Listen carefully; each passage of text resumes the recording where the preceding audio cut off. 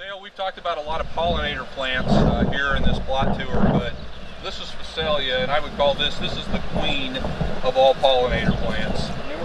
It's just, there's nothing better at attracting insects, the beneficial pollinators, the predator type insects. It's highly attractive. And one of the reasons is color.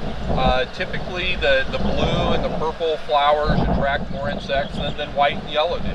And so it's one of the few things that we have that have really bright, vibrant colors, but it's also just extremely fragrant. It's just one of the best plants for attracting beneficial insects. So again, this strip is in a monoculture.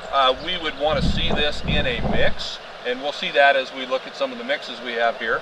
But we would want to see a pound or two of this in a mix, maybe a little bit more if it's strictly a pollinator type mix.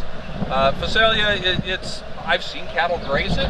It's probably not the greatest grazing plant, and it's pretty expensive, so I wouldn't necessarily use it as a forage plant, but cattle will eat it.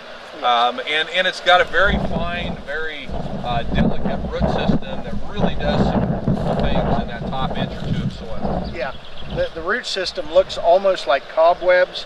I've actually seen it growing on top of the soil surface, especially in a heavy clay.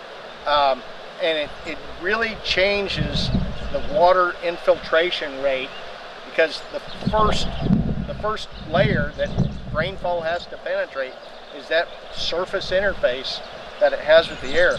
And Phacelia does more at altering that first inch of growth than any other cover crop I'm aware of.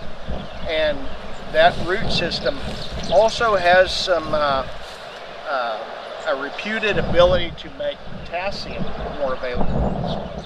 So kind of what buckwheat does for phosphorus, Phacelia does for potassium.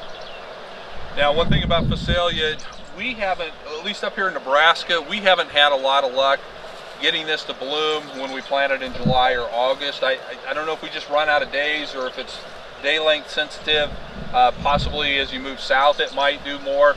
But if you want to get this to bloom like what you're seeing here, you really need to be planting this, you know, in April, give or take. Probably a May planting could still work, but you start getting into the summertime. It is a cool season plant, so it's not going to like the heat of summer nearly as well.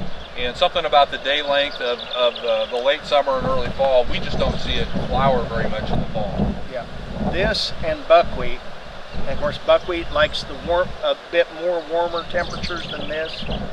Those are the two biggest nectar and pollen producers amongst all of our cover crop species here.